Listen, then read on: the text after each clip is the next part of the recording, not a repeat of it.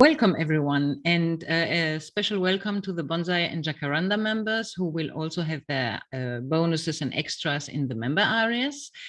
And today I'm really excited to have this conversation with Louis Lagout, who is a branch manager at One Tree Planted. He's really passionate about rewilding and sees trees as a solution to many of humanity's problems. So I'm really happy to have him here today with me. And for the questions we received by April 16th, we will also address them now. Jacaranda and Bonsai members can also ask questions after the recording, and we will have a live Q&A in May. So welcome, Louis. Thank you very much. Thank you for having me. So I was wondering, how did you start it with One Tree Planted? Let us know a little bit more about your background. Yes. So my education, I was quite lucky, and I had quite an international education. So I went to school in France a bit, then in the UK, and then I went and I did the International Baccalaureate program in the US, and I was in a school up in the forests of New Mexico. And that's where I first had a teacher who really got me very interested in nature and the environment, in environmental systems. So really not just looking at, animals or plants or anything, but really looking at the entirety of the system. And it just kind of put a bit of a seed for a passion in my mind, which kind of remained. And then after my studies, I ended up working in Ecuador, and I was working on an agroforestry project there. I was working in a social enterprise, and we wanted to do a tree planting program. So we wanted to work with all the smallholder farmers who we were sourcing our raw material from, and we wanted to help them plant native species. And so I was going out and looking for some funding to do this, to help us plant native species and to kind of plant some native trees on the land of these farmers with whom we were working. And of all the organizations that I reached out to, One Tree Planted replied. And at the time, One Tree Planted was pretty much just Matt, who was the founder. He's the president now, and maybe one other person, but it was very small. And I kind of stayed in touch with him. And then as it grew, I joined full-time 3 years ago, because from the beginning, I thought this is a great project. I want to be part of it. And so I kind of, I guess I never kind of applied to kind of a formal job or anything. But I just really, really liked the work that was being done. And I've been full-time now just over 3 years, I guess. But we're a very organization to the one which I collaborated with, all that, 5 or 6 years ago. We're now almost 60 people. Wow, that's great. I mean, there's so much to do in so many places over the world. And when I was looking up how to plant more trees, I stumbled upon One Tree Planted, and I saw that it's really worldwide, actually. So over every continent. And this is also something which caught my attention. So yes, talking about trees more specifically, how do trees and forests, I mean, we know they have a direct impact on the environment, but how is it more specifically? Because people don't really, I think, realize the importance. Absolutely. I think, trees have a really good impact, but I think also, what do trees make up? And they create forests, and healthy ecosystems have huge important roles to play in many different kind of systems which we take for granted. One example is just water, the water cycle. We never think about that much in Europe. I think we kind of take it for granted that we have clean water all year round. But in many places, when you have a lot of deforestation, it's only when the forest is gone that people realize the role that it played in kind of regulating that water supply. And because what trees and what forests do with water is that when the rain falls, the water slows down and it takes time to percolate down into the soil. And then it comes out as a spring maybe, and then it's flowing all year. But when you lose all that forest cover, the water just falls and it kind of often washes right off the surface a lot of soil is eroded, and topsoil erosion is a huge problem worldwide. And then you have no water just a few weeks later. When it's the dry season, so it helps to kind of regulate. It helps to have a regulation role in regulating ecosystems. Also, trees actually can create rain, and they can recycle water. People think that something like the Amazon rainforest is there because it rains a lot there, but it rains a lot there because the Amazon rainforest is there. All of that biomass is constantly evaporating and transpiring water, which kind of stays in that system in a loop, which is why the danger is that when you have really large scale habitat loss of the Amazon rainforest, you're actually completely changing that ecosystem and that kind of microclimate from what is tropical rainforest to what can maybe be kind of a tropical savanna type landscape. Because you're losing all that moisture. So yeah, that's just to do with water, but then also trees play such an important role in obviously, creating a lot of the oxygen which we need to breathe. Forests play a very, very important role in, medicines. A lot of our medicines come from forests as well. Things like, I think, penicillin, and there's so much undiscovered in which we can find from it. And then trees, for example, trees in cities can have a really good, an important role in reducing temperatures. And that's especially going to become more important as we see global temperatures warming. But studies show, and I think even anecdotally, people listening will recall, when you're in a very warm city with a lot of concrete, and you just have those trees providing shade down the street, it can lower the temperature by quite a lot, by 4 or 5 degrees. Yes, yeah. I know from experience, because I lived 15 years in Spain, and there, as soon as the sun comes out, especially in the summer, it's not like here in Europe where you just enjoy the sun. You rather reach out for the shades because it's too warm. And in the city, it makes a huge difference if you have trees or not. Absolutely, absolutely, and they can play such an important role in that way. And also, within cities, they can help to also regulate water. I mean, a really thirsty tree on a very rainy day can absorb something like 200 liters of water. So, they can reduce flooding as well, which is also something which we saw, especially at the end of last year, with these really, really incredible floods in Germany, which I think is not something which people expect to see, natural disasters on that scale in kind of Europe. But it's showing how important it is to have these landscapes that are resilient to rising temperatures, resilient to extreme weather events. And then also the trees are also really important. One of my favorite kind of forest ecosystems of the trees is mangrove forests. And mangroves are interesting because they're trees, but they're kind of the intersection of marine ecosystem and a land ecosystem. Mm-hmm. And so you have this very critical kind of, it's like a barrier really along the coast, which prevents coastal erosion, which is very important. It also can help to mitigate rising sea levels. It helps to kind of nurture marine life because it's somewhere the water is quite shallow, it's very sheltered, birds can't see in. So it really creates a habitat somewhere that a lot of marine life can kind of, it's a nursery where young, marine wildlife can kind of grow before it's out in the ocean and more exposed to predators.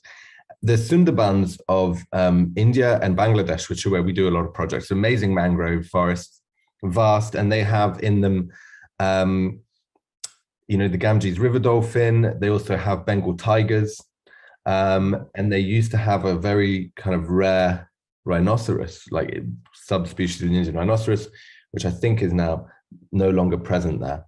But so there's so many different amazing forest ecosystems, and there's so many benefits from forests, like many ecosystems, but forests are really one which we have destroyed on such a massive scale that I think we're starting to realize how many of the benefits which they provided we took for granted. Yes, and I think it's also the problem is people or industries think about the short term, the gains, but in the long term they don't realize the impact they have. And the negative impact they have on the planet, actually. Absolutely. And I think when people do look in a more long-term way, the kind of financial arguments for conservation are very strong. It's just that one has to look beyond the kind of immediate returns which you can get, and at the kind of long-term viability of a particular system, whether it's agriculture or any other type of industry. Yeah, I remember. It makes me think of when I was in Spain. My first boss there, he said, "Look, it's a tradition," and he brought me an olive tree. Mm. And I think that these kind of things. I mean, obviously, it depends where you live. You can't have olive trees everywhere, but it's kind of a nice tradition to plant a tree. And I remember when I was living in Spain, I had orange trees, lemon trees, fig trees in my garden, the olive tree. And it's, first of all, I mean, it's nice to see the smell when the flowers open up. And you actually just need to grab the fruit, and it's I mean, from the taste, it has nothing to do with those you buy in a store. And yeah, I mean, specialized in nutrition and health, obviously for me, this is important because you have the nutrient and the phytochemicals directly at your hand. But I think that trees also have another aspect, not only the air we breathe, but also, as you mentioned before, the medicine. So can you tell me a little bit more about the direct impact of trees on our health, physical health? Yeah, absolutely. Well, there's been quite a lot of studies done about how, I mean, from the mental health side of things, that spending time around trees and in green spaces can really improve people's mental health. Mm-hmm. And I think people realize that, especially around about 2 years ago, I guess, when we had the beginning of the kind of COVID-19 pandemic, when people couldn't go outside. Sometimes in some places, and then they realized how much they missed it and how important it was to them to be able to go outside and spend time there.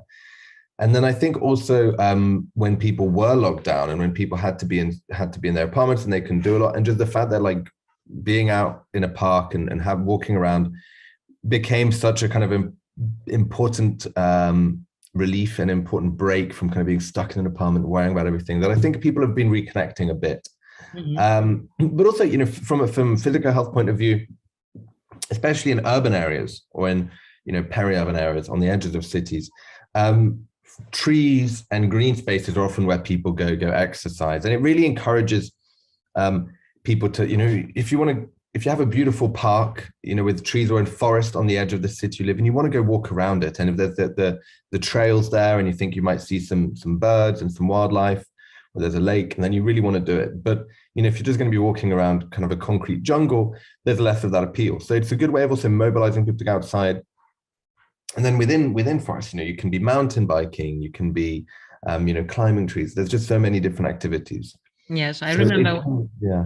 I remember as a child, I loved going up into the trees and just play around there. And it's, I think this is something missing more and more, especially when you live in an apartment, but also with more and more technology.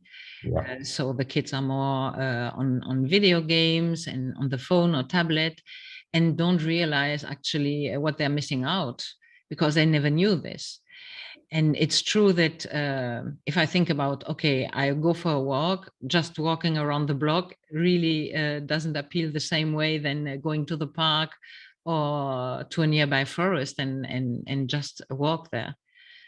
Absolutely. And I really agree about, I think for young people, it's very important to spend time out there. I'm very lucky. I grew up in the south of France, in the Alps from the first kind of 10, 11 years of my life. And we were just next to a huge forest and ravine. And then in the UK, out in the countryside, next to a beautiful river with a woodland down the bottom where we made swings. And yeah, I think, again, I do think it's sometimes I take it for granted, and we take it for granted also in Europe, that we can't even have forests. I mean, a lot of places in the world, you can't even grow trees, or it's a really difficult.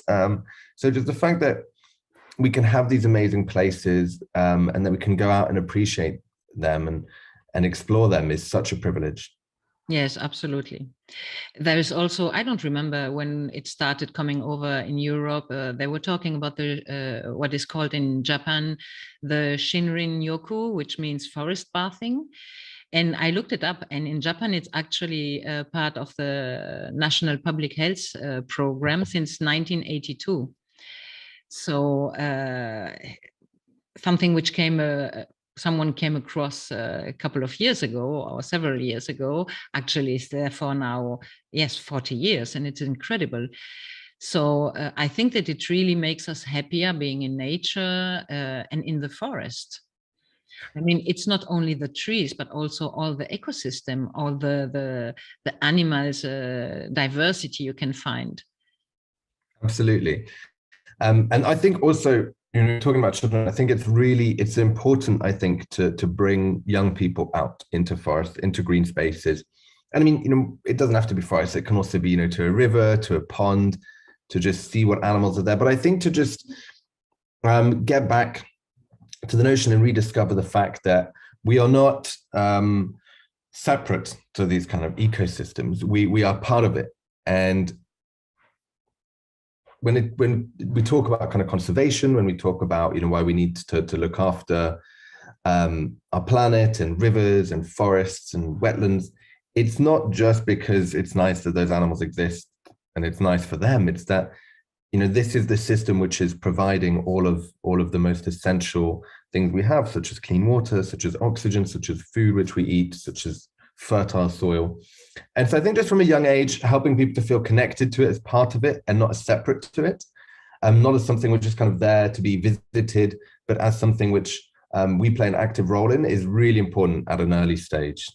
Yes, I totally agree on this. I mean, my daughters were kids when I moved to Spain, and they were always outside. And I think, like me, when I was a child, climbing the trees, even climbing on a small house, and being just sitting on the roof and enjoying the nature. And I think this is so great what you can do. So it also brings, like, not the real oxygen, but another type of oxygen in your brains to see things differently, to realize that there is more than just what we are. I mean, they're already grown up now, but when I compare it to nowadays, where a lot of kids are just on a screen, whatever screen it is, I mean, they're missing out on so many things.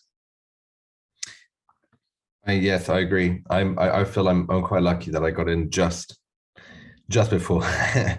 Growing up in the 90s, we had screens and we had games, but it wasn't in our pocket and we couldn't take it everywhere with us. So there was a degree of separation. Yeah. And you mentioned you were growing up in France, in the Alps. I mean, I went there in 2019, and it's wow. It's really a wow effect when you're just there in the mountains with all the trees around you. And it felt so good. It's really resourcing, actually. It's like what they mean with the Shinrin Yoku in Japan. You really resource and regenerate yourself as well, being in nature.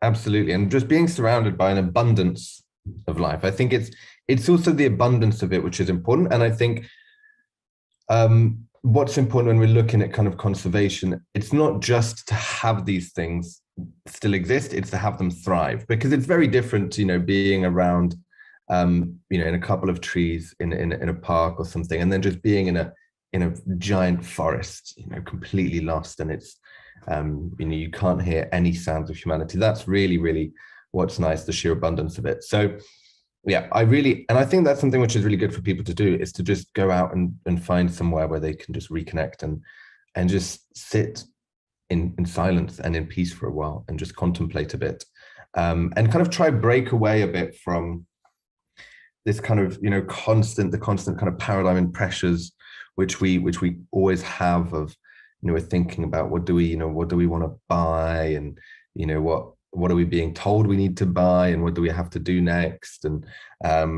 worrying about jobs, worrying about this, and just kind of feeling a bit more at one with our surroundings, and just kind of appreciating that we're here, that we have, that there is such kind of natural beauty in the world. I think is really, really important to exercise that. Yeah, I totally agree. I'm writing a book, and I just wrote about this in particular yesterday. So, but I won't tell more about this right now. But it's true that rather than being surrounded with stuff, I think that it's much more important to realize and really know what we have around us first before going for something else. But okay, this is for another chapter. Yeah. I started with one tree planted, so maybe I will talk a little bit from my side. So what was really important to me is not only how you can do the necessary to be more healthy yourself, but also at the same time help the planet. And obviously one of my fields is nutrition, and how the way you eat has also a direct impact on the planet. But I wanted to do more. So I decided to, for the memberships, for example, Bonsai and Jacaranda, they not only get extra bonuses, but they also plant trees. So depending on the membership you take. And then at the end of the quarter, all the benefits will go through to one tree planted as well. So I started a fundraiser for 1 million trees. And this may seem like unattainable. I know it's a big number, but I'm really inspired, and I really think that it's achievable. So I was just wanted to know, one tree planted, when did they start, and what did they achieve since then? To put this a little bit more into perspective. Absolutely. Well, first of all, I think it's fantastic what you're doing, and I think the ambition is admirable. I mean, why not be so ambitious? And I think, yes, if you reach that, that will be fantastic. So we started, One Tree Planted started in 2014. And to date, One Tree Planted has planted, I think, probably in the region of kind of over 40 million trees. And a lot of that really in the last kind of 2 or 3 years. That's when it's really accelerated a lot. I think last year it was kind of 25 million trees, and wow, next year it's going to be more. So it's almost been kind of slightly exponential, the growth. But I think what's really maybe taken a bit of time, and what took some time at the beginning, which is good, was that we really had to establish relationships and partnerships, because in all of this work, it's impossible to work in isolation, and we're very collaborative in how we see things. You know, we don't see other nonprofits or other organizations as kind of competitors, and we collaborate with so many different organizations. There are so many different types of projects. We understand, you know, there's certain things which we're very good at, and there's certain things which we really lean on the expertise of our partners for, and we have very accomplished and, you know, partners with incredible expertise, such as the World Resources Institute, such as the United States Forest Service. So we're using that a lot, we're collaborating a lot, and we have this kind of network now of partners, of organizations with whom we work, which is really, really valuable, and which can help us to continue to grow the work and to continue to make sure that it's being done well. Because, you know, tree planting, everyone talks about tree planting at the moment as a kind of silver bullet, but tree planting really is a means to an end rather than an end in itself. The aim of the project is not just to plant trees, because you could plant trees in theory and be creating a palm oil plantation, right? So the aim of the project is really to restore ecosystems, to make healthy forests, to sometimes improve the livelihoods of smallholder farmers through agroforestry. But the means through which you get there is tree planting and restoration. So I think it's really important to look at the bigger picture within which this particular tree planting is happening. Yes, I think that I mean I totally agree with you about collaboration. I think that we achieve much more collaborating than competing. Obviously, I always say 1 + 1 it's 11. So I like, you know, so it's exponential. And I saw that. So I rather plant trees where they are most needed. So you have the option at One Tree Planted. You can choose on which continent or which country of those available, or where it's most needed. I think that for me, it makes more sense where it is most needed, but maybe you can tell us a little bit more about the Absolutely. differences.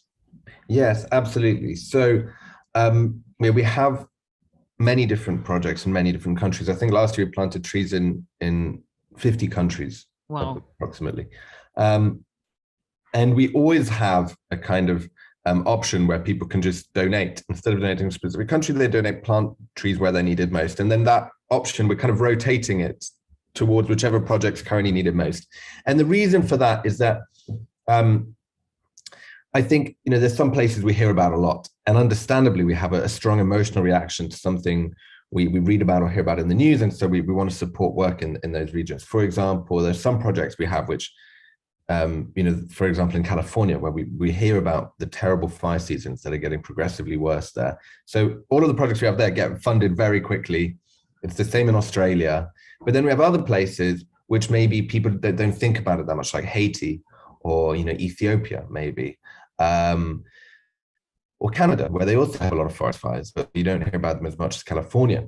So those kind of projects, it kind of gives us a bit of leeway, a bit of flexibility that we can fund projects which are not necessarily as kind of famous or have that kind of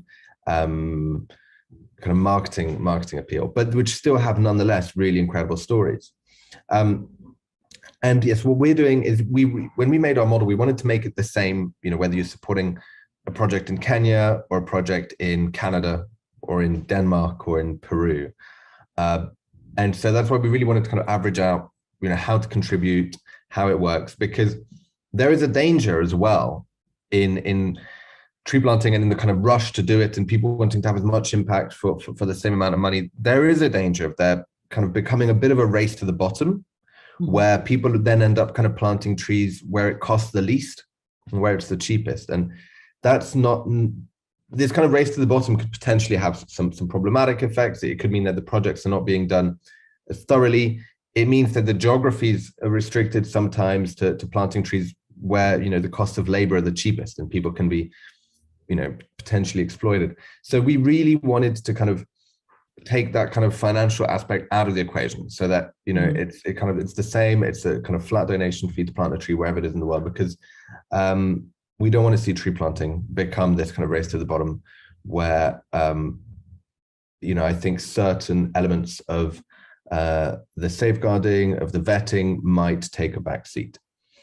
But the great thing about all of the projects is even though they're all planting trees, they have such different goals and such different impacts. In some places, we're really working even on gender equality, which is really interesting. So working with, I think it was in Rwanda, we worked with a women's farming cooperative to help to plant agroforestry species.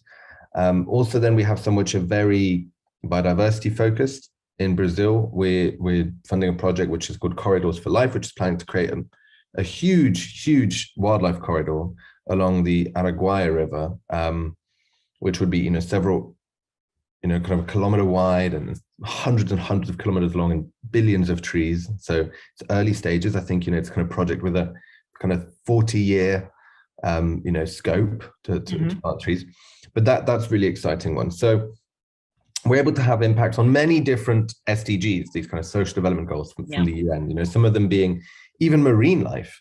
In some of the projects we have, by planting trees and having a kind of more stable ecosystem upriver, you're preventing, nitrates getting into the water and getting out into the ocean and causing problems there. You're also facilitating some of those nutrient cycles, which get nutrients out to sea and also the other way around. For example, the salmon runs, which bring nutrients from the ocean back up into those ecosystems. So yeah, it's very interesting. And once you start seeing all the connections between all the different ecosystems and between all of the different, between the trees and all the different animal species and the weather, it's really fascinating. Yeah, it's I'm pretty sure most people don't realize really all the different aspects and how they are connected together just by planting a tree. Obviously it's more than a tree. The aim is to go for forests, but it's really, I think we should talk more about this for sure. Absolutely. Absolutely. And I think also, um, I think sometimes the whole climate discourse and the whole environmental discourse, I feel, has become kind of boiled down to one number, which is Yeah. the amount of carbon in the atmosphere, and that's the key thing, and that's all we need to worry about, and that's what we need to fix. And clearly that's one of the main indicators of, it's one of the main symptoms of our kind of problematic relationship with the natural world. But even if we could click our fingers tomorrow and put carbon in the atmosphere back to pre-industrial levels, we still have such a kind of problematic and destructive relationship with the ecosystem, which kind of gives us everything we need. And we'd still have problems with soil erosion. We'd still have problems with with rivers being polluted, with habitat being lost, with desertification, with pesticides and insects dying off. So I think it's really important to kind of look more holistically at how we're treating our ecosystems, how we're a part of it, how are we producing food, how are we working the soil, how are we taking from our rivers and putting things back into our rivers, to look more holistically at the ecosystem in general, rather than just one particular, number of one particular, of a particular, which obviously climate change is the kind of overarching problem. But I think it's also more empowering if we're looking at people at, okay, what is the problem locally? What is something you can get started with now? And, is it, planting trees in, along this river where you live? Is it maybe creating a wildflower meadow, at the back of your house and, creating space for insects to come back? Is it creating a home for bees or whatever it may be? But I think kind of making it more about the species, about nature, rather than this kind of, it feels like a bit of a very quite cold scientific discourse and message, which I think people are kind of connecting with less and less. Yes, it directly made me think of, the traditional medicine. You have a symptom, you have a headache, you take a pill and it's gone. Mm-hmm. And you're actually treating the symptom, not the cause. Exactly. Whereas in functional medicine, for example, you treat the cause. So you go down to find the root problem, and then all the symptoms disappear, which is actually what you just said. Yes, absolutely.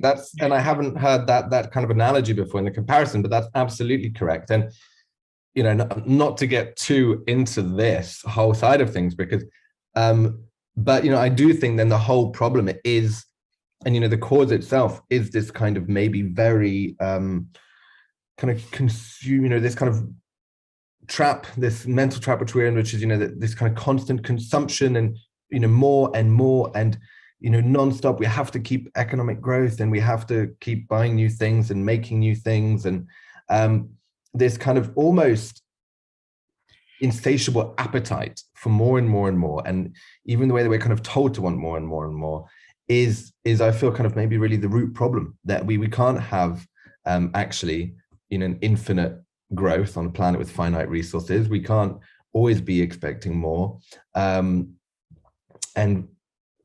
sometimes less is more, but that's I totally agree. What I was writing yesterday, it was just touching upon this, where I talk about the shiny objects, mm-hmm. which is the quick fix or the quick win for whatever. You want something, you buy it, you have it, even if you don't need it. And the little monsters, which are all the advertisement or everything which is pushed to us, like you need this, you have mm-hmm. to have that, for whatever stupid reason in the end, but because we don't really need things. It's reminds me of the quote, how was it again? Love people and use stuff instead of the other way around, Mm-hmm. Yeah, exactly. And it's really, I can be passionate about this and talk about for hours as well, but I think it's really, it's just a question of awareness. If we're not aware, we're just in the loop, in this system, in this hamster wheel, without thinking. We do what we're supposedly to do. And once you step back, and I think that for this, it's great just having a walk in a forest or in a park in nature. It makes you realize what is really important for you. Absolutely. and also and I think increasingly people are, like I said, I think the pandemic woke people up to that a bit. They realized, okay, maybe that they weren't, getting the latest this or that, but they realized what's really valued. And I think more people have been moving out to be closer to nature, to have green space. And I think also, maybe I'm speaking just very personally, but from an idea of, what feels like a really good kind of use of your time. And I don't mean time in like an afternoon, but I mean it in the years you have, in the decades you have. Yes. And I think, being somewhere in place and, growing things, seeing trees grow, being out in nature, maybe if you have a family, seeing them kind of connect with it and just appreciate and benefit from, the beauty of all the natural world we have, I think is really rewarding. And I think people are kind of waking up to that. Yeah. And it's balance as well. It's not that you have to kind of cut out or, cut yourself away from everything. It's just about, keeping that awareness open. But I think that people are also more aware. I mean, I moved more than 2 years ago because I realized that I was spending like 10 hours commuting every week, which made up like 40 hours a month. And I was thinking, oh, this is 3 months of work in a year.